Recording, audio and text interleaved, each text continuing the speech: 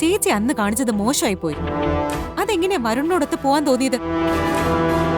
മറ്റൊരാൾ നിങ്ങളെ ഭാര്യയും ഭർത്താവുമാണെന്ന് തെറ്റിദ്ധരിക്കുമ്പോ എന്താ തിരുത്തി പറയാതിരുന്നേ? അത് നീ എന്നോട് ക്ഷമിക്കണം.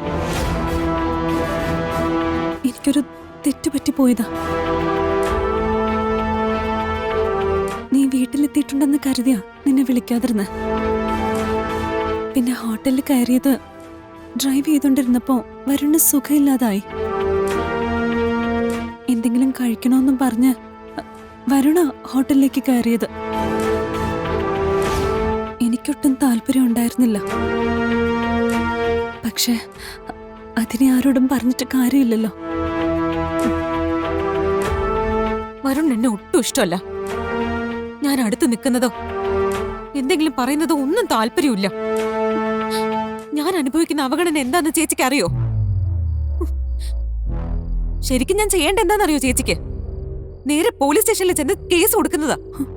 പ്രിയങ്ക, വീട്ടിൽ വന്ന് മാന്യനായി കല്യാണം ആലോചിച്ചുകൊണ്ട് വന്നിട്ട് സത്യത്തിൽ ഇപ്പൊ ഗാർഹിക പീഡനല്ലേ നടക്കുന്നത്?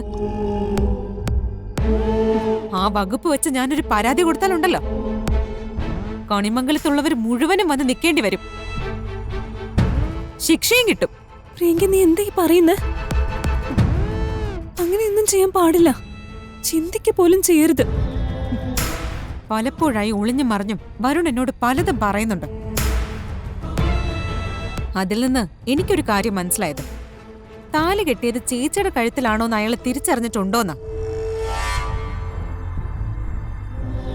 ആ അർത്ഥത്തിൽ വരുൺ ചേച്ചിയോട് സംസാരിക്കാറുണ്ടോ? പെരുമാറാറുണ്ടോ? പറ.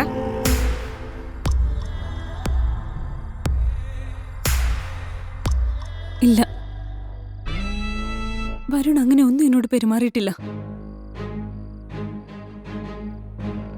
നിന്നെ സ്നേഹിക്കണമെന്ന് ഞാൻ വരുണിനോട് പറയാം. അമ്മയും അച്ഛനും എപ്പോഴും പറയാറില്ലേ, സ്വപ്നം കാണുന്ന കാര്യങ്ങളൊന്നും ജീവിതത്തിൽ അതേപടി നടക്കില്ല എന്ന്.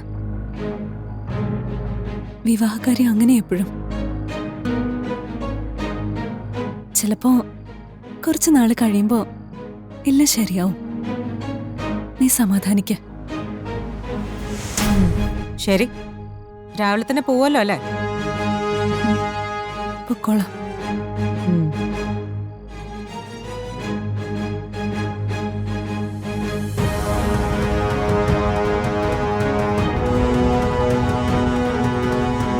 സത്യം ചെയ്യാതിരിക്കുകയോ അത് പാലിക്കാതിരിക്കുകയോ ചെയ്താൽ ഇന്ന് ഈ വീട്ടിൽ നിന്റെ അവസാനത്തെ ദിവസമാണ്. ഞാൻ അതിൽ ഒരു വിട്ടുവീഴ്ചയും ചെയ്യില്ല. സത്യം ചെയ്യടി.